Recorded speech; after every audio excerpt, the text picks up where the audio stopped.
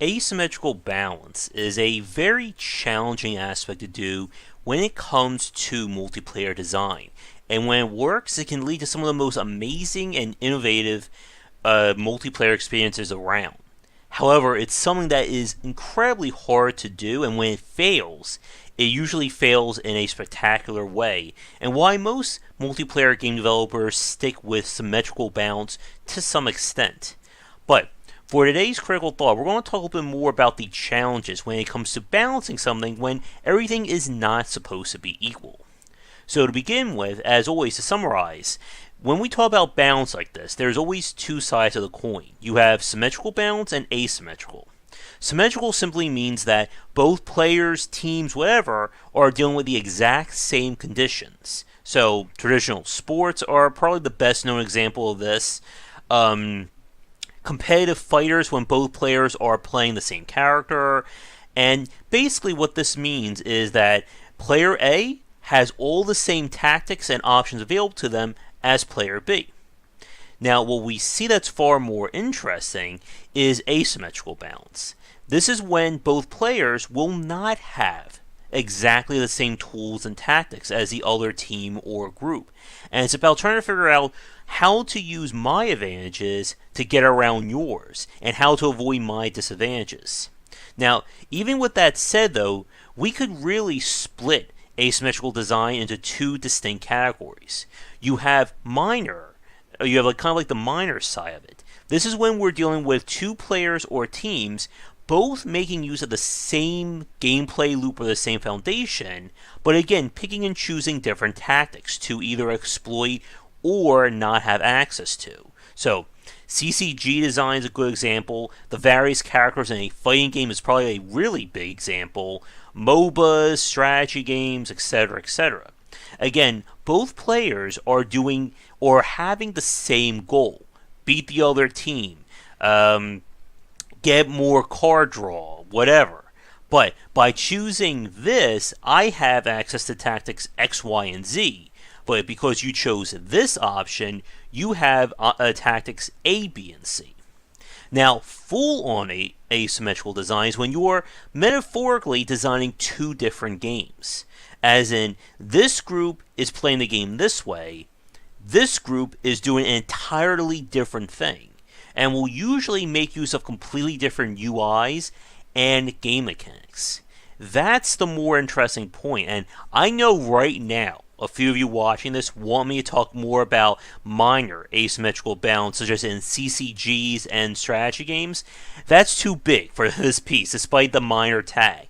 Maybe we'll come back to that. I'm sure all of you will enjoy that. But the reason for today's video about full-on asymmetrical balance is that we played Dead by Daylight recently as a multiplayer game night. And it, along with Left 4 Dead, are two really great examples of full asymmetrical balance, and not only the pros, but also the cons and challenges that go into it. We'll be switching to two different game footages, which I kind of spoiled one already, in a few minutes. But before we do that, I want to lay out a few important details when it comes to full asymmetrical balance. When we're talking about this, again, you are essentially designing two different game modes. And this, right in of itself, is very hard to do just at the beginning. Because, again, many game developers have challenges making just one engaging core gameplay loop. Now try making two. And the issues that we have when it comes to full asymmetrical balance is that you are creating two distinct different sets of rules. And that makes it very hard when it comes to playtesting and fine-tuning. Because typically, when we talk about symmetrical or partial asymmetrical balance, you still have a common layer or a common foundation that you can tweak and adjust. When you play Hearthstone or Gwent or any other CCG, everybody has mana value or card value or anything like that to play around with. You can adjust attack and defense points on cards. That stuff is universal. Again, if my card has 5 attack and this card has 6 attack, well, this card is going to do more damage. And there are ways you can tweak things and adjust them to try and balance. Speaking about the word balance, it's also important to point out that whenever we talk about balance, either at partial or full, even adjusting things slightly can have huge ramifications. Again, the popular Hearthstone example of just literally changing the mana cost of a card by 1, either going from like 5 to 6 or 5 to 4, can completely wreck any kind of stable meta at that time. But what makes full asymmetrical play such a challenge, and we'll be seeing some of that footage in a second, is the fact that numbers don't necessarily work for balance.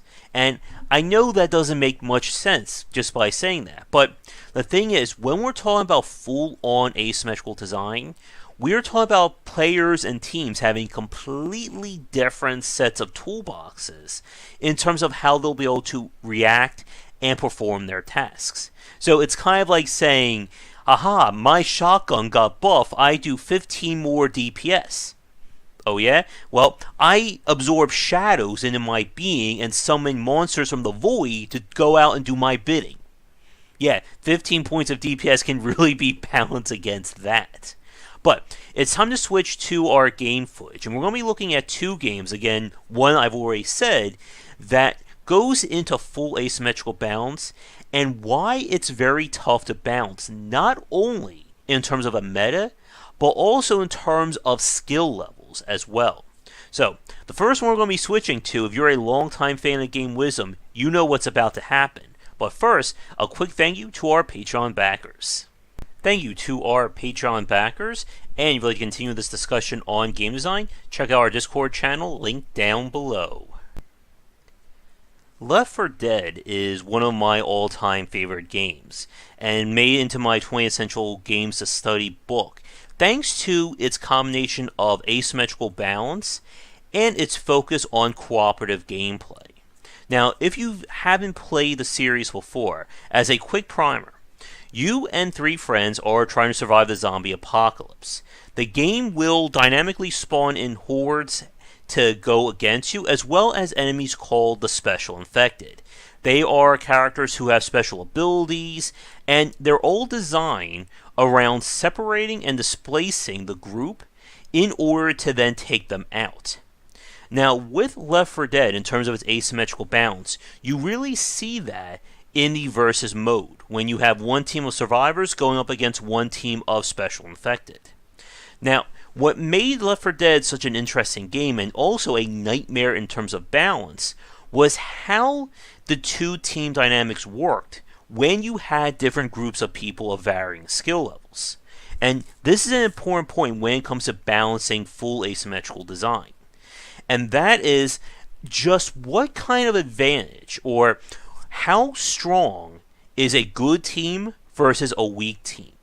And what that means is, if you have 4 survivors who have no idea what they're doing, and they're just messing around and not really thinking about strategy, are they able, just due to how the game is designed, completely beat a team of Special Infected who know what they're doing?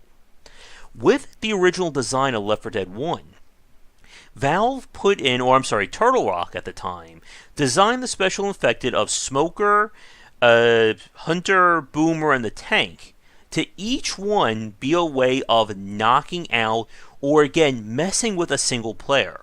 One person could not fight a team of Special Infected on their own. Believe me, I've tried, and my friends can be witnesses to that. But that's the inherent point of the design, that if a Smoker grabs a player, that player is done. They cannot get out of that once they've been caught. The same goes for a Hunter. When someone's been boomed, they are pretty much worthless for a good 5 to 10 seconds. And the whole role of the Special Infected, again, is designed to mess with that group dynamic. But, with that said, the problem that players ran into with Left 4 Dead was that at the other end of the scale, when you're dealing with 2 teams of highly skilled players, that the Special Infected were behind the 8 ball in that regard. Because of how the game is designed with spawning Special Infected after a cooldown timer, 4 people who knew what they were doing could just dominate. Because of how the game is built on kind of these peaks and valleys of action with the Horde, you would know when to move forward, when to hunker down. And once 4 survivors were hunkered down, if they knew what they were doing, they were pretty much unstoppable. And many finales in Left 4 Dead just turned to cases of the special infected looking for that one itsy bitsy crack, and if they couldn't exploit that, they would lose every time. And this is why, again, that numbers don't solve full asymmetrical balance issues. Because making the hunter do more damage or the boomer spitting faster, that won't help it if the group dynamics are just completely against the special infected. Now, with that said though, what Valve did was they adjusted things in Left 4 Dead 2 by creating brand new special infected. You just saw a spitter get taken out. The spitter, the jockey, and the charger were designed inherently to force or break the group dynamics that became so prevalent in Left 4 Dead 1. If the jockey grabs you, it can move you away from your other group and thereby leave you in a position where you're going to be caught or you become bait. The spitter is perhaps the best one of this, because the spitter lays down a patch of acid that does damage over time. Now, of course, where would players be standing the most? Well, I'm going to say hunker down during a finale or a horde. So a good spitter can completely destroy the survivor's plans, or in this case, a good boomer. But with more of these characters showing up, it was all designed, again, to mess with those dynamics. Because with the special infected working together, they can be a force to be reckoned with, especially in this one. For instance, if a charger would show up, it could charge the characters off the railing or off the back there and kill them immediately, like this one was trying to do. Unfortunately, I wasn't good at that. But before we move on to our next bit of footage here, again, the challenge when it comes to this kind of balance is that no matter how well you design it, there will always be a learning curve, because of the fact that you are essentially teaching the player 2 different games. One of the games that I tried to play that I just failed at was Natural Selection 2, that not only had 2 different game modes, but you also had 2 ways of playing based on whether you were a soldier or a commander. I just found that way too stressful, and I just couldn't play it like that. And the game was not really giving me any advice in that regard. But with that said, we're going to switch over to some more footage and talk a little bit more about what Dead by Daylight did. With Dead by Daylight, as well as with Friday the 13th, the game, both titles are more the recent examples of full asymmetrical balance and the difficulties of getting it set up right. With Dead by Daylight, you have 4 humans or 4 survivors being stalked by a killer. And the killer has their own set of powers and things that they can do, while the survivors will gain perks and passive advantages the more they play. And this is a great example, again, of the difficulty of full asymmetrical balance and what it means across the spectrum, not just with expert players, but with novices as well. When we played this, and during the multiplayer game night, once we kind of knew what we were doing, we found it started to get very easy to deal with a lesser killer. But one guy or one person who knew what they were really doing completely wrecked our group, and it didn't seem like we had any way of getting around that. We didn't have any options or special perks or etc. But, as I'm sure expert Dead by Daylight players, if they're watching this, are about to chime in, it's probably reversed at the high end of the scale. That 4 survivors who know exactly what they're doing, they have all the perks they need, their perfect builds, etc., etc., they can probably completely just like metaphorically dance around the killer, and they probably won't be able to do anything about it. And again, this raises the problem and challenge of full asymmetrical design. That when you make changes like this, or any changes, it affects players all across the spectrum. And trying to design an asymmetrical experience that's good for newbies, as well as expert players, is very difficult. And for any developers watching this, I'm curious as to what your thoughts are on the topic. Let me know in the comments below. But again, even with Left 4 Dead and trying to make it easier for the special infected, it still created that learning curve. if you get a novice player on Spitter or Boomer and they just completely ruin the attack, it can mess with all the other players as well. And Dead by Daylight has a similar problem. With only 4 people on the Hunter, or I'm sorry, on the Survivor team, getting characters who, or people who have no idea what they're doing can hurt the team as a whole. Because the only way to really deal with the killer is that you need multiple people distracting and being able to perform the other tasks. The game is inherently designed around that.